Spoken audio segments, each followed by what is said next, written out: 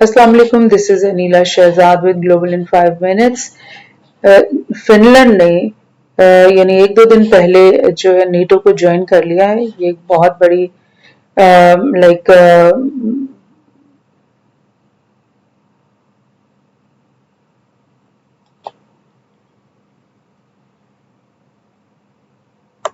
अस्सलाम वालेकुम, this is Anila Shahzad with global in 5 minutes. Finland ने चंद दिन पहले ही नेटो को ज्वाइन कर लिया है और ये ग्लोबल पॉलिटिक्स में एक बहुत बड़ा कदम है और इसका इफेक्ट यूरोपियन यूनियन पे क्या पड़ेगा, इसका इफेक्ट यूएस पे और यूक्रेन वॉर पे क्या पड़ेगा और जनरली पूरी दुनिया के ऊपर क्या इसके असरात होंगे। इस सब का जायजा लेने की हम आज कोशिश करते हैं। डेफिनेटली ये कॉम्प्लेक्स किस्म के मैटर्स होते हैं, मगर ऑफ कोर्स इन सब चीज़ों का जायजा लेना एक बहुत ज़रूरी होता है। सबसे पहले तो ये खबर कि 4 अप्रैल के दिन फिनलैंड ने नेटो को ज्वाइन कर लिया और ये आप देख रहे हैं कि उनके प्रेसिडेंट फिनलैंड के इसका बहुत खुशी से ऐलान कर रहे हैं, बड़े फख्र से, कि हम नेटो का हिस्सा बन गए। रशिया इस बात के ऊपर बहुत खफा है और वो कह रहे हैं कि काउंटर मेजर्स डेफिनेटली हमारी तरफ से आएंगे।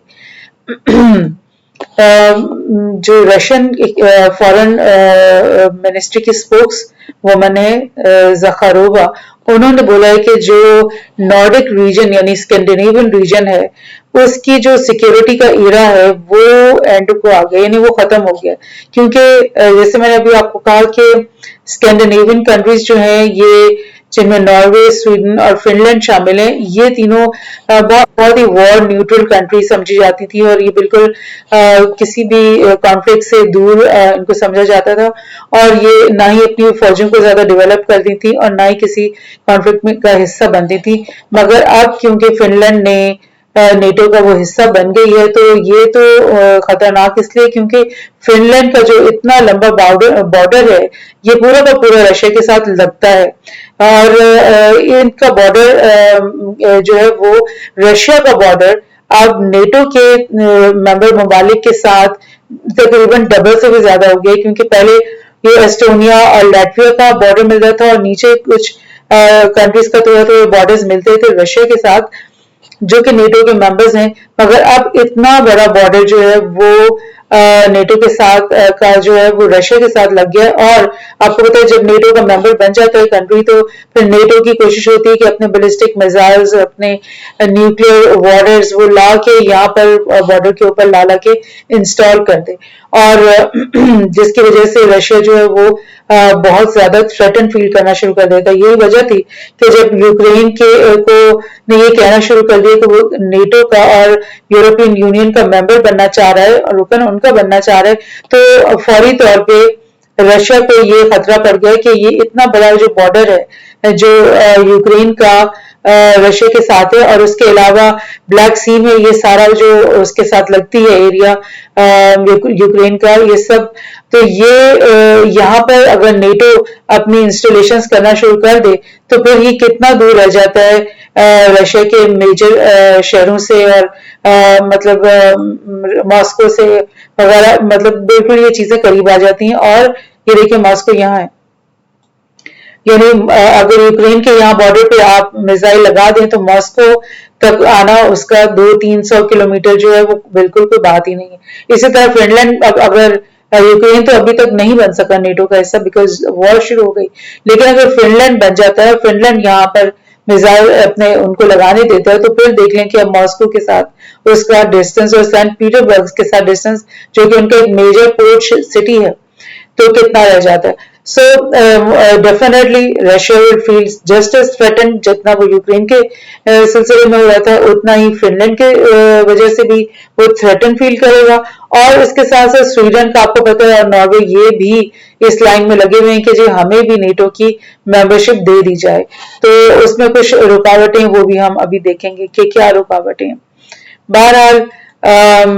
दूसरी तरफ हम देखते हैं कि इस सारे सिलसिले में यूक्रेन वॉर जो है वो कहां तक पहुंच रही है और ये जो नेटो के बढ़ावा हो रहा है, नेटो زیادہ بڑی ہوتی جا رہی ہے, نئے نئے ممالک اور شامل ہوتے جا رہے ہیں, اس کا امپیکٹ رشیا یوکرین وار کے اوپر کیا ہے, کیونکہ یہ ان سب کا نیٹو میں شامل ہونے کا مطلب فرسٹ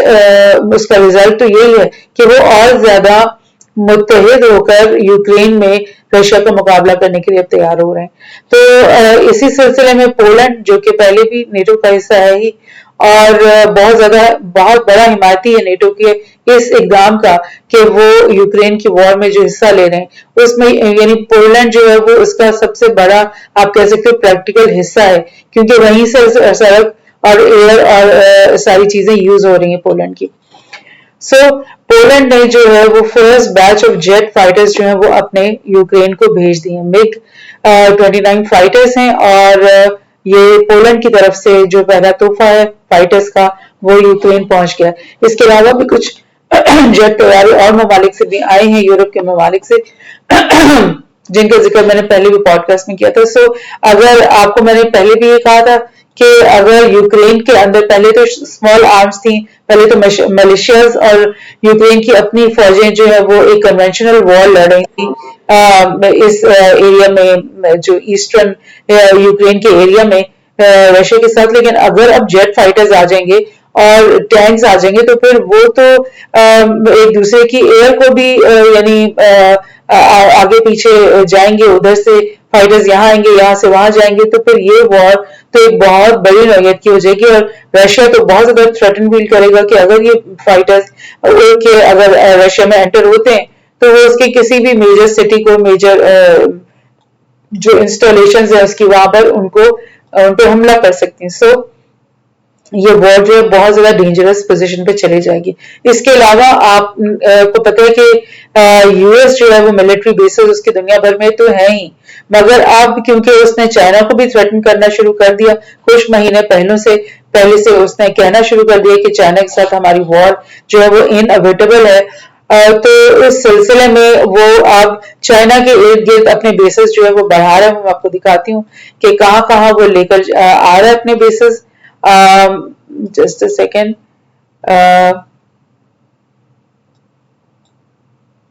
یہ آپ دیکھیں چائنا کے پاس ہم جا رہے ہیں. لائک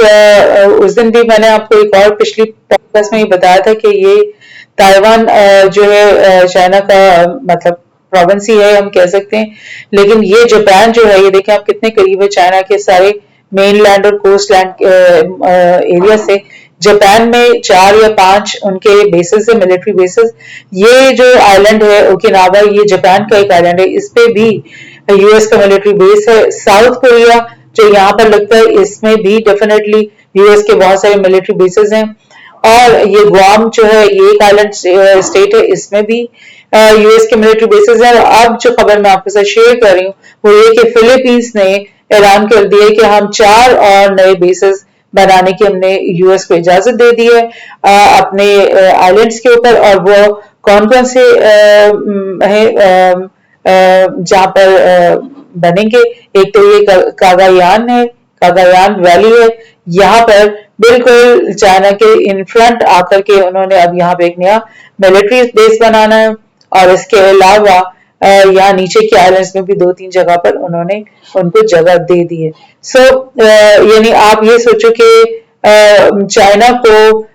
انسرکل کرنے کے لیے ساؤتھ چائنا سی کی طرف سے پورا, یعنی آپ جاپان اور ساؤتھ کوریا سے لے کر اور پھر یہ اوکیوانا اور تائیوان میں بھی ڈیفینیٹلی ان کی سارا مطلب سپورٹ سسٹم ہے. اور یہ اب سے فلپین کے جو آئلینڈس ہیں ان کے ساتھ تو پھر یہ پورا کا پورا آپ سمجھ لو کہ یہ چائنا کی کوسٹ جو ہے اس کو انسرکل کیا ہوا انہوں نے. سو یہ بہت ڈینجرس سچویشن کریٹ ہو رہی ہے. بہرحال اسی سلسلے میں یہ بھی بتانا ضروری ہے کہ سویڈن جو کہ بالکل لائن میں لگا ہوا ہے کہ مجھے آج یا کل جو ہے وہ نیٹو کی سیشن مل جائے, اور اس کے راستے میں 2 کنٹریز اس وقت حائل ہیں, ایک تو ٹرکی ہے اور دوسرا ہنگری. ٹرکی کی تو یہ ایشو ہے, وہ کہتے ہیں کہ جی کچھ ٹیررسٹ آرگنائزیشنز ہیں, کچھ ملیٹنٹ آرگنائزیشنز ہیں جن کو سویڈن نے ہاربر کیا ہوا ہے ان کے خلاف, ٹرکی کے خلاف. تو جب تک سویڈن ان سے دستبردار نہیں ہوتا اور ہمیں کلیئرلی یہ مطلب ثبوت نہیں دیتا کہ وہ اس نے ان کی پشت پناہی ختم کر دی ہے, تو تب تک ہم سویڈن کو جو ہے نا یس ووٹ نہیں دیں گے. اسی طرح ہنگری کی یہ شکایت ہے کہ یہ جو ہے ہمارے ساتھ زیادتی کرتے ہیں سویڈن کے لوگ. یہ میں آپ کو ایک اور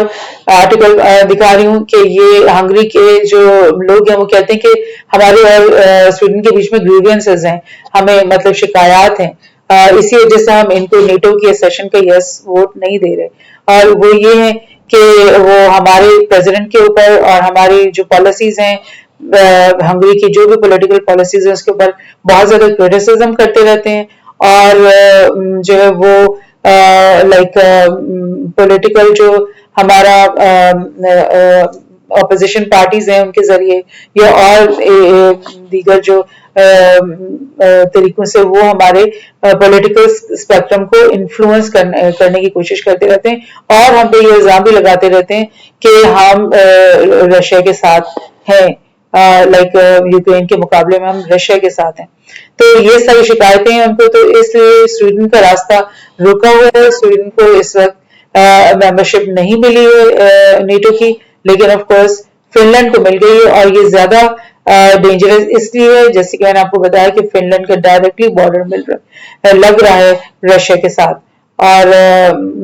ڈیفینیٹلی رشیا اس کے لیے بہت تھریٹن بھی فیل کرے گا اور کچھ نہ کچھ اقدامات بھی سامنے لے کر کے آئے گا. تھینکس.